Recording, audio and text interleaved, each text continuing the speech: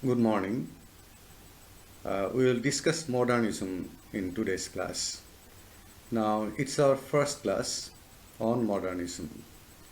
And naturally, in this first class, we are not going to discuss different poets, novelists, and dramatists. Rather, we will focus on some of the major characteristics of modern literature and modern age. Now, duration of modern age. Basically, we will consider the end of Victorian age as the starting of modern age. So, from that point of view, let's say that modern age starts 1901 with the ending of Victorian age, and it continues up to 1960s.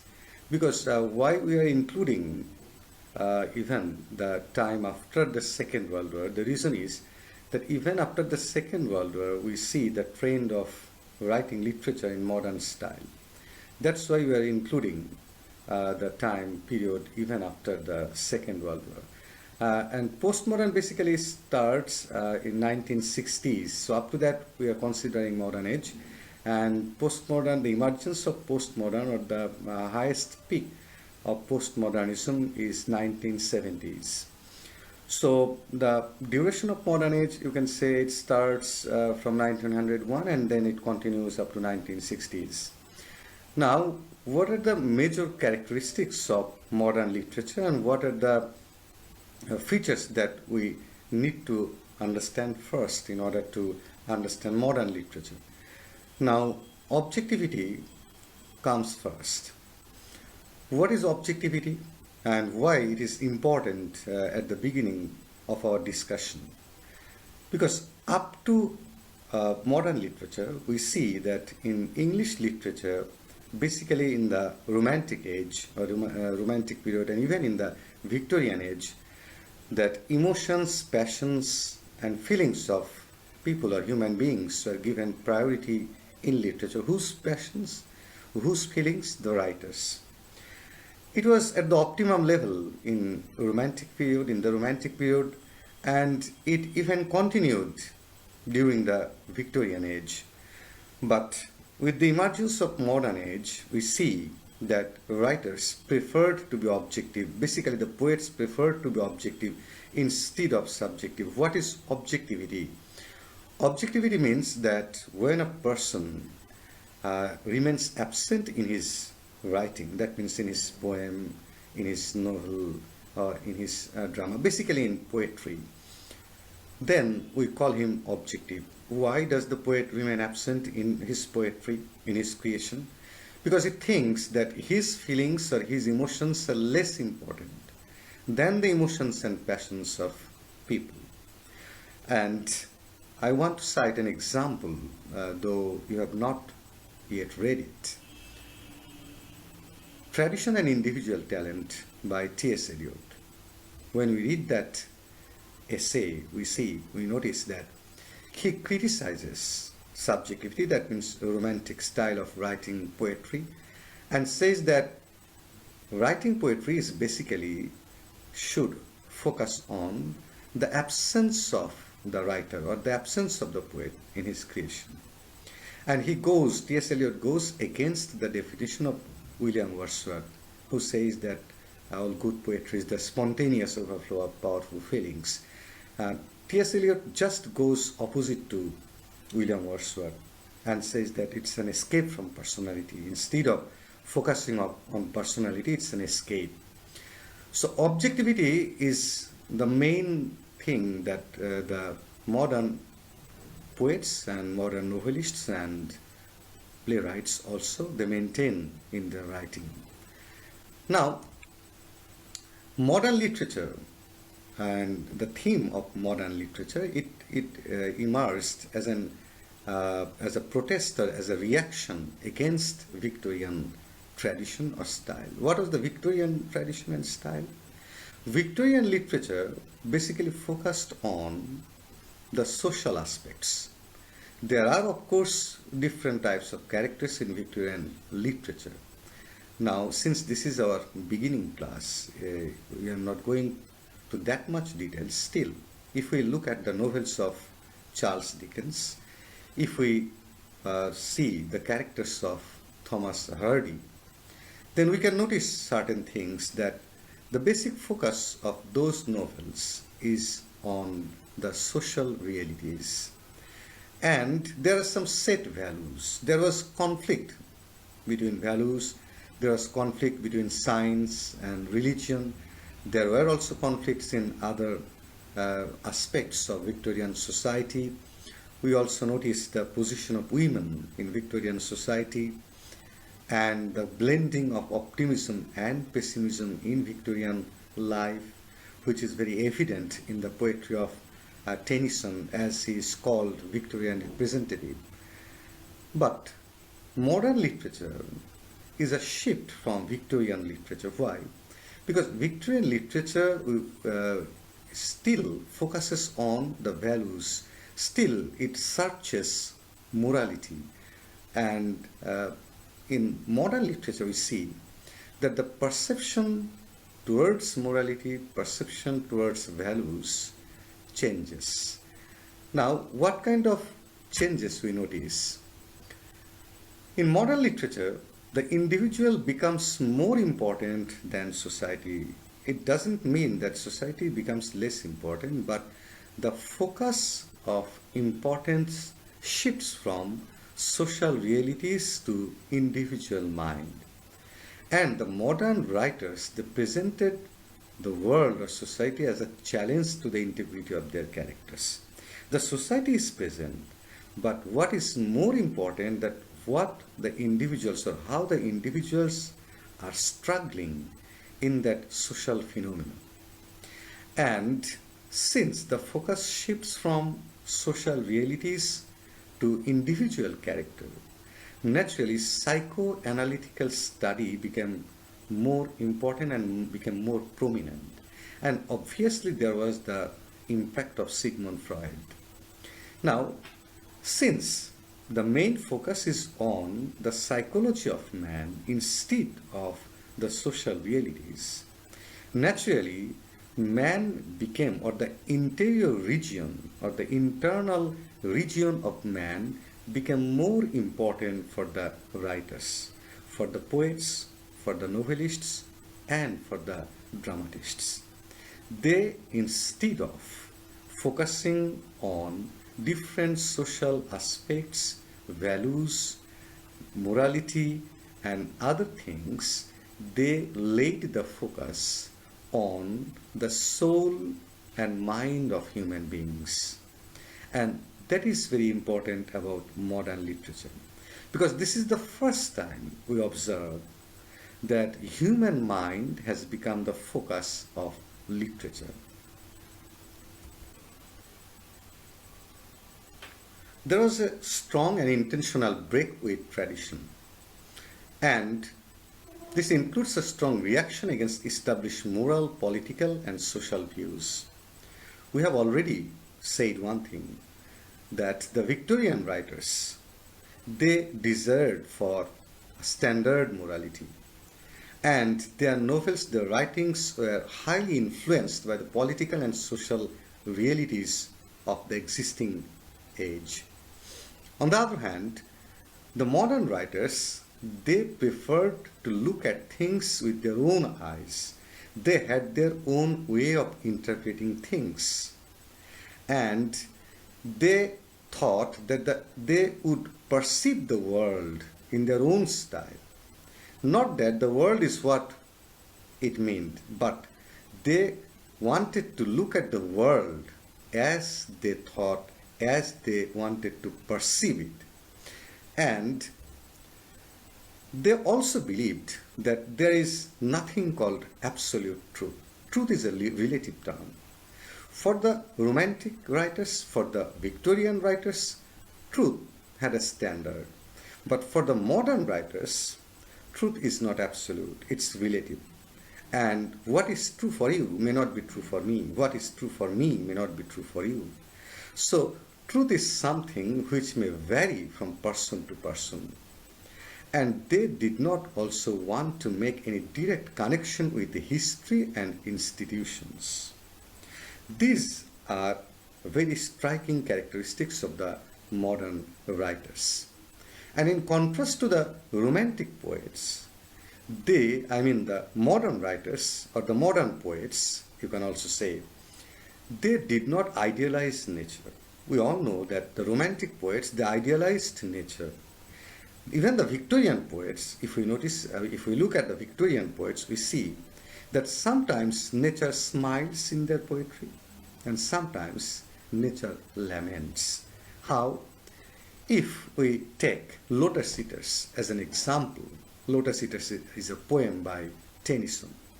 We see that nature is in a very, what should I say, a sad mood.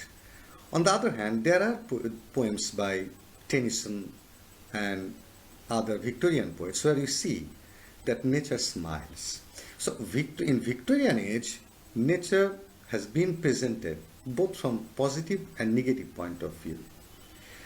But in romantic literature, nature was always idealized. Nature was always highlighted.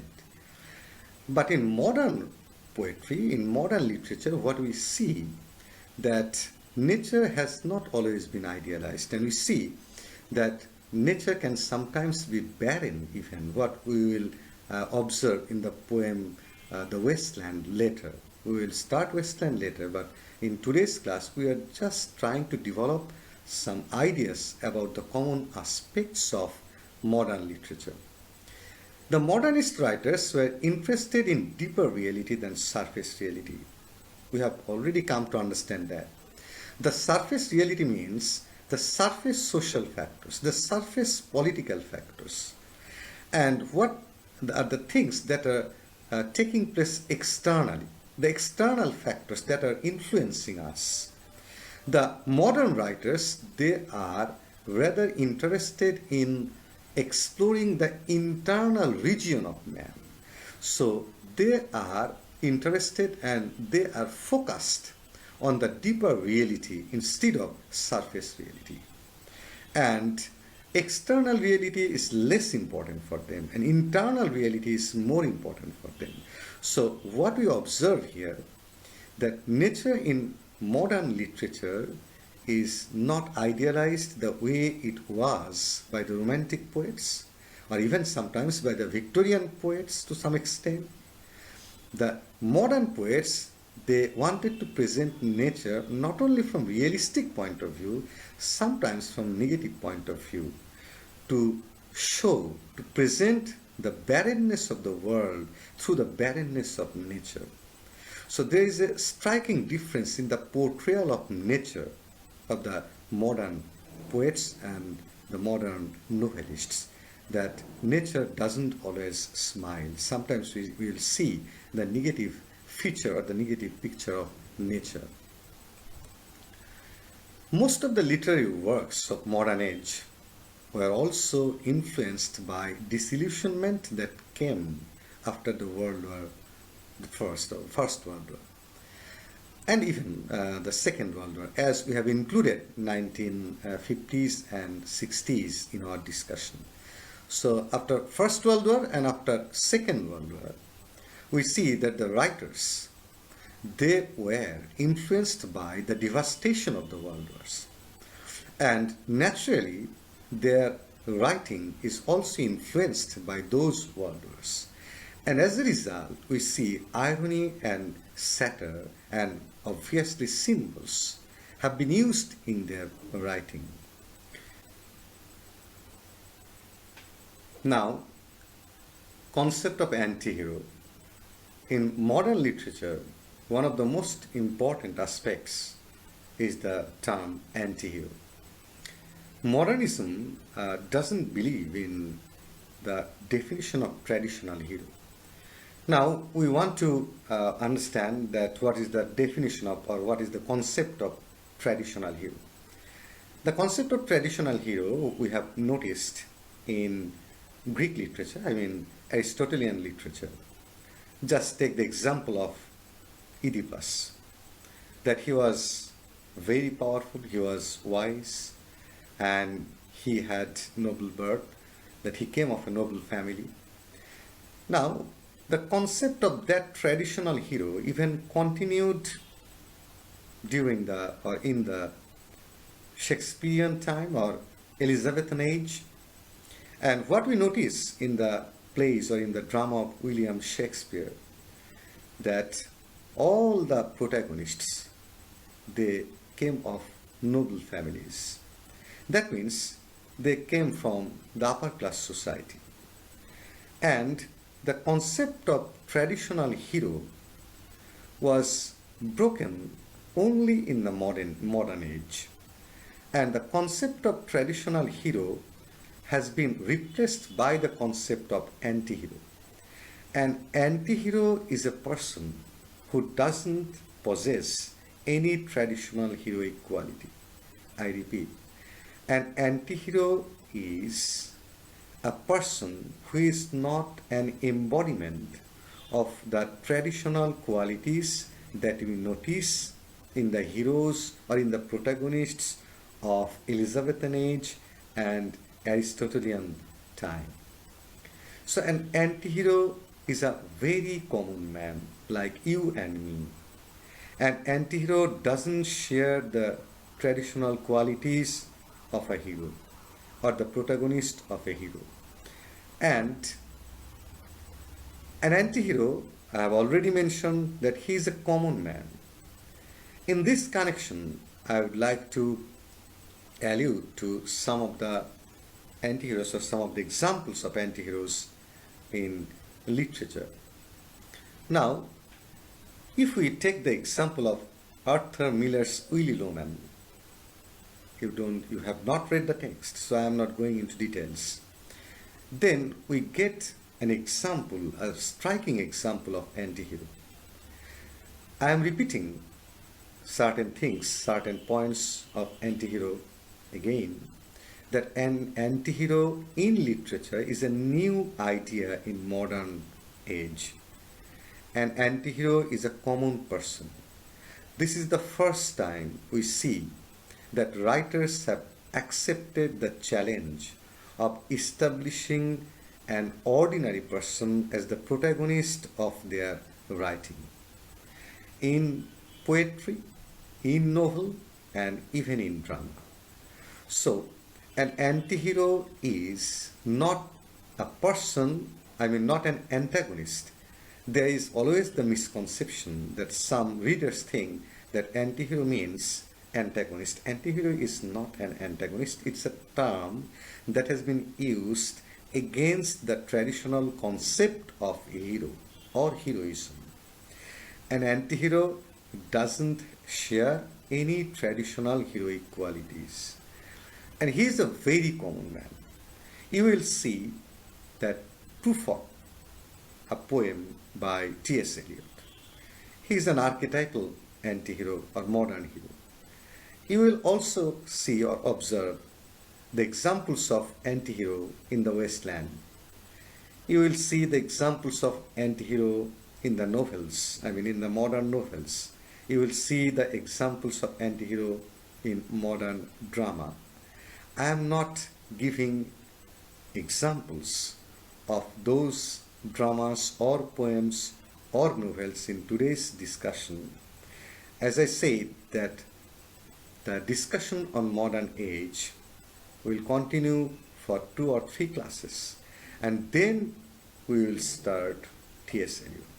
Why? Because it's completely a new area, and we have at least 5 courses in honors 4th year in the syllabus of National University, where we see that those 5 courses are directly linked with modern literature or modernism. 20th century novel is there, 20th century poetry is there, 20th century drama is there, American literature is also there. So that is why we need to develop our ideas about modernism, modern concept of a hero, and other aspects of modernism, style that has been used by the modern writers. Those are the things which we need to realize. So after this discussion, we will start poem.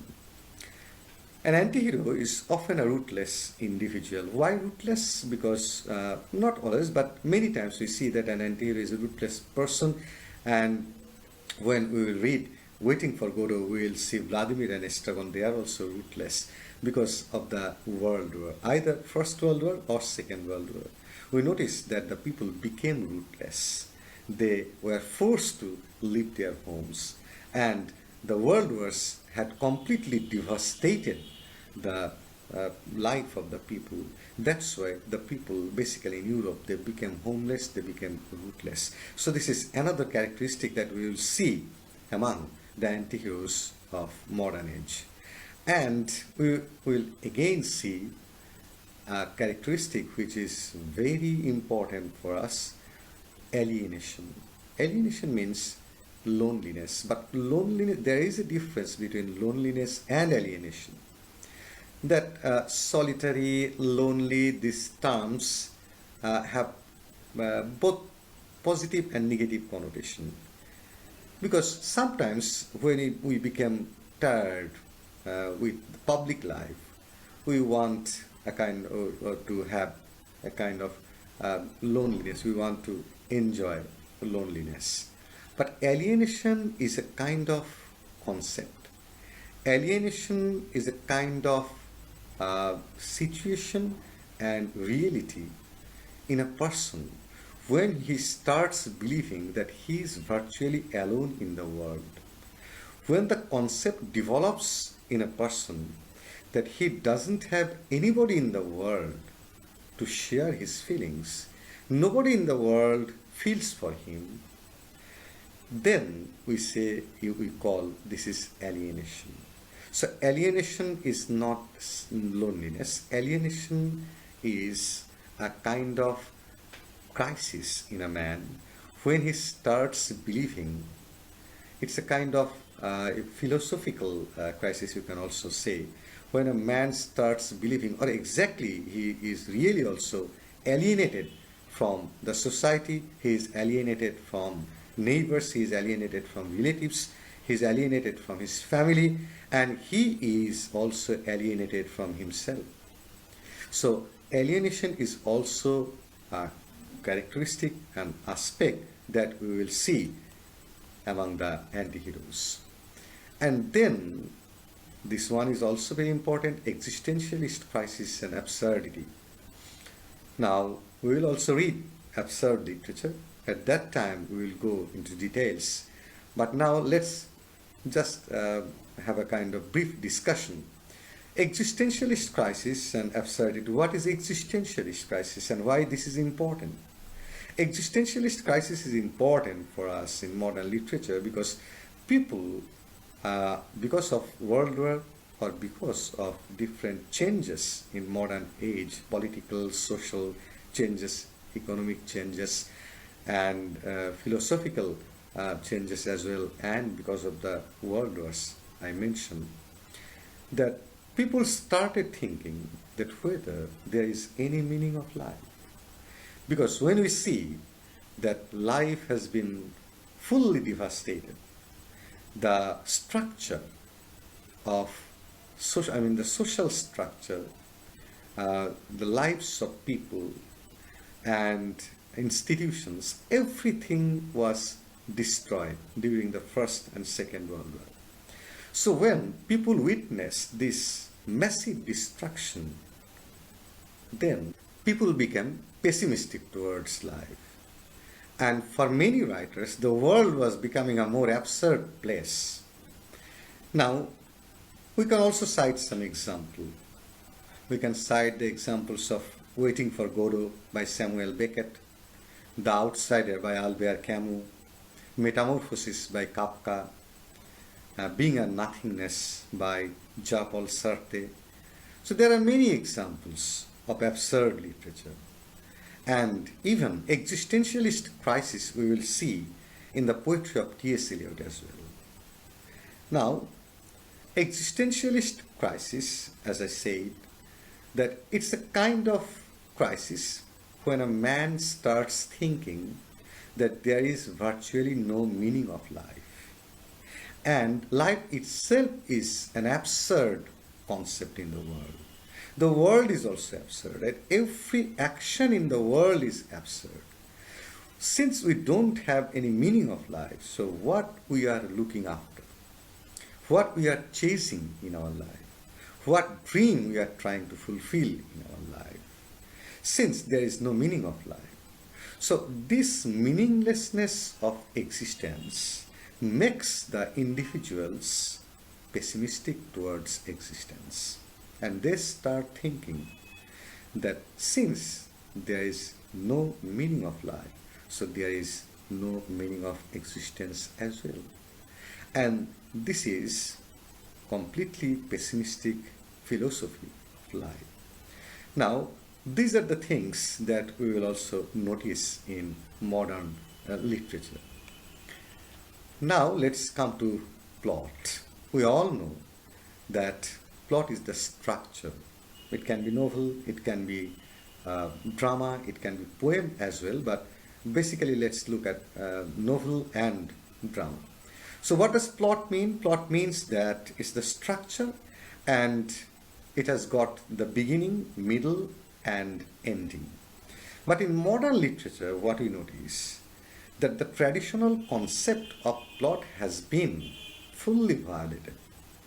As we noticed in the case of concept of a hero, the concept of a hero was replaced by the concept of anti-hero. Similarly, the concept of plot was also violated. And how was it violated? We have discussed that the focus of modern writers is on the psychoanalytical study of human mind. Now, if we go to study human mind, is it possible to grab the human mind with a structured plot? The plot that has beginning, middle and ending, I mean Aristotelian plot. How far is it possible to grab? They thought, the modern writers thought, that it's not possible to grab the mind or soul of human beings with the traditional plot. And that's why they made changes in style. And what changes do we see? That they included some style of narrating story or narrating things, and stream of consciousness is one of them. What is stream of consciousness?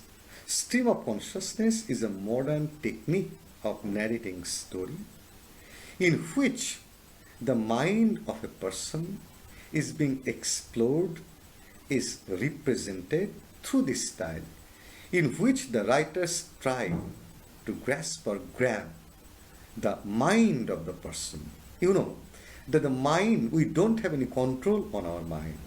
The mind now stays in the present. The mind goes to the back. The mind goes to future. The mind, or we are thinking about one issue right now. Our mind is shifting to another issue. And then again it is shifting to another issue. So we don't have any control on that. So which one is more important? Our external action is more important or our internal action is more important? The modern writers are always busy with the internal action. And that is why the external action becomes less important. And since the external action becomes less important, that's why the traditional system of plot has been replaced by new technique, which we are saying stream of consciousness. They have used many techniques. Stream of consciousness is one of them. And what does this technique indicate? Through stream of consciousness, they presented the mind of the protagonist, or not only the protagonist, the minds of the characters. That how does the mind go? What about the flow of our thoughts? So for the modern writers, the flow of thoughts become more important. They become more significant, and they put emphasis on the action of mind instead of external action, to which literature was confined so far. So stream of consciousness, I am repeating, it's a technique which was employed, or which was used by the modern writers in order to grab the mind. And in stream of consciousness technique, you can go to the back, you can go to the future, you can stay at present, you can let the mind move anywhere it likes. And James Joyce, Virginia Woolf, T.S. Eliot, all of them, they have used this style in their writing. And apart from stream of consciousness, interior monologue is another popular technique that has basically been used by T.S. Eliot in the poem Proof of. And interior monologue, you know that it has been used in poetry, and then multiple points of view. Now, in Victorian literature, in Romantic literature, the point of view was almost similar among the poets, but we see the point of views varies among the modern writers. Their point of view shift from one person to another, and they look at things from different angles, not from a single angle. The modern writers, they infused objects, people, and places, events with significant meanings, and they used symbols. Symbols were also used by poets and writers of all ages. But what is striking, what is important about the modern writers and different among the modern writers, that their use of symbol, the objects of symbols, they became different. And the symbols the modern writers use, they carry different meanings for the readers. The Romantic poets, the Victorian poets and writers, the symbols they use, their symbols basically carried the same meaning to the readers. But the modern writers, when they used symbols, these symbols could be interpreted in different ways by the readers. There lies the difference. And the modern writers, they also used different types of structure, and they made experiment with structure. And they showed creativity not only in their ideas but also in their structure. They wanted to introduce originality through their structure. So creativity and originality for the modern writers were not simply confined to the theme or to the ideas only, but to the structure as well. Their use of language was different, their use of vocabulary was also different, and the allusions they all used were also different. When we will read the West End, we will notice that how T.S. Eliot has used symbols from different areas.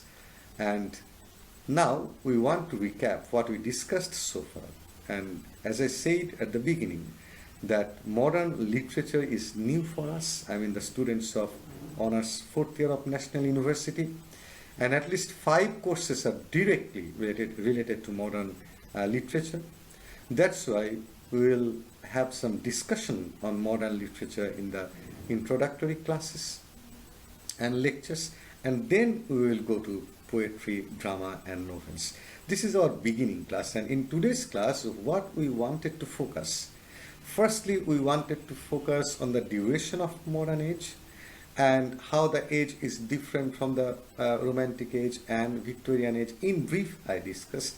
I said that the Romantic age and in the Victorian age, nature was presented in one way, and in modern age, nature has been presented in a different way.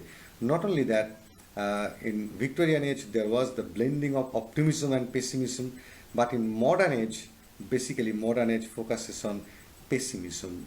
And we also discussed, we also explained that in modern age, the concept of a hero also changed, and the term antihero became rather popular in modern age. We also discussed that existentialist crisis is an important issue with the protagonists of modern writing. It can be poetry, it can be drama, it can be novel. And we also discussed that the main focus of modern literature is laying bare or is exploring the internal region of man, not the external region. And internal action is more important than the external action. So these are the important issues that modern literature deals with. Moreover, when a writer wants to explore the internal region of a man, he needs some tools, he needs a style in order to do that. And the popular style, we have already noticed, is stream of consciousness, interior monologue, and there are other styles as symbols, and there are other styles as well we have discussed. So these are the ways the modern writers, they want to explore, to unveil the hidden, the interior region of human beings of modern age.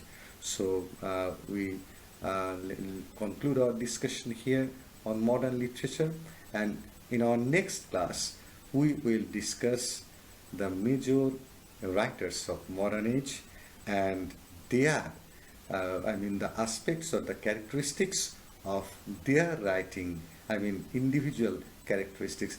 Of course, these characteristics we discussed, not that all the poets, all the novelists, and all the dramatists share all these characteristics. We will see some of them present in some writers and absent in them, and some of the aspects which are absent in one writer, we will see that those aspects are present in another writer. So we want to just make a kind of comparison and contrast among the writers of modern age in our next class, and after that class we will start TS Eliot. So till then, goodbye, stay fine, thank you very much.